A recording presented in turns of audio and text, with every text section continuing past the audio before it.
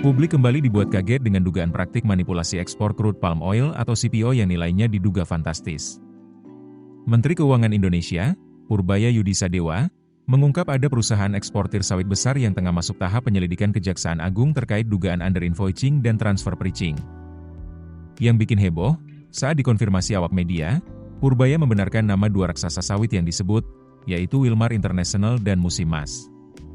Kasus ini langsung jadi sorotan karena menyangkut potensi kerugian negara, praktik ekspor lewat Singapura, sampai dugaan manipulasi harga yang disebut bisa mencapai 50% dari nilai sebenarnya.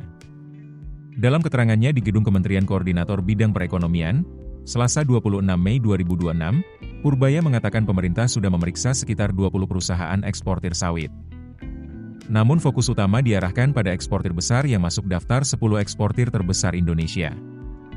Menurut Purbaya, dugaan praktik yang terjadi adalah perusahaan menjual produk sawit ke trading company di Singapura dengan harga lebih rendah dari harga sebenarnya.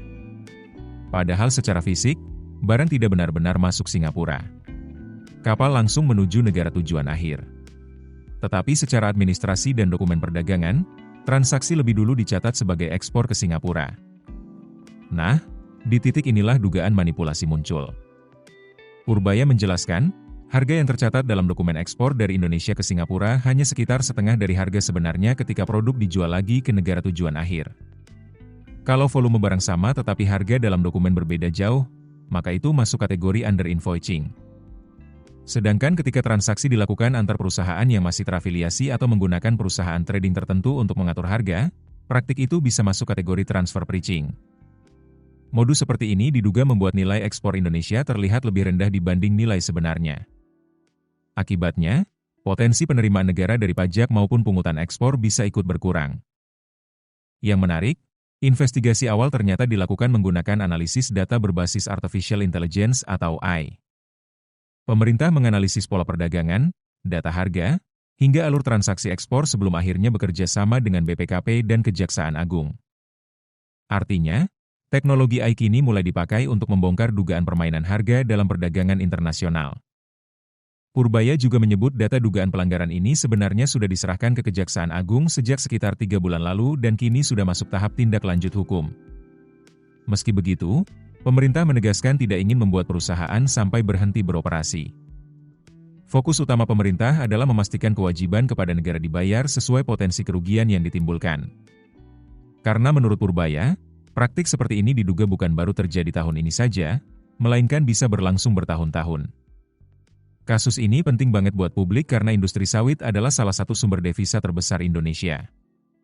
Kalau dugaan manipulasi ekspor benar terjadi dalam skala besar, dampaknya bukan cuma soal pajak, tetapi juga menyangkut transparansi perdagangan nasional, kepercayaan investor, hingga potensi penerimaan negara yang seharusnya bisa dipakai untuk pembangunan.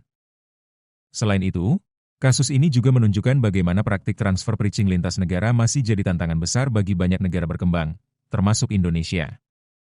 Pemerintah kini menghadapi tantangan untuk menindak pelanggaran tanpa mengguncang industri sawit yang menyerap jutaan tenaga kerja. Kasus ini jadi pengingat penting bahwa transparansi ekspor dan tata kelola perdagangan internasional harus terus diperkuat. Bagi pelaku usaha, kepatuhan terhadap aturan pajak dan pelaporan ekspor sangat penting untuk menghindari risiko hukum di kemudian hari. Sementara untuk publik, penting memahami bahwa praktik manipulasi harga ekspor bisa berdampak langsung terhadap penerimaan negara dan ekonomi nasional. Pemerintah juga diharapkan memperkuat sistem pengawasan digital, integrasi data ekspor, serta kerja sama lintas lembaga agar potensi kebocoran penerimaan negara bisa ditekan sejak awal. Kita tunggu bagaimana kelanjutan penyelidikan kasus ini dan apakah nantinya akan muncul tersangka baru dari sektor ekspor sawit nasional. Keputusan bisnis terbaik datang dari data, bukan tebakan. Mudah berlangganan Business Insight dengan subscribe with Google.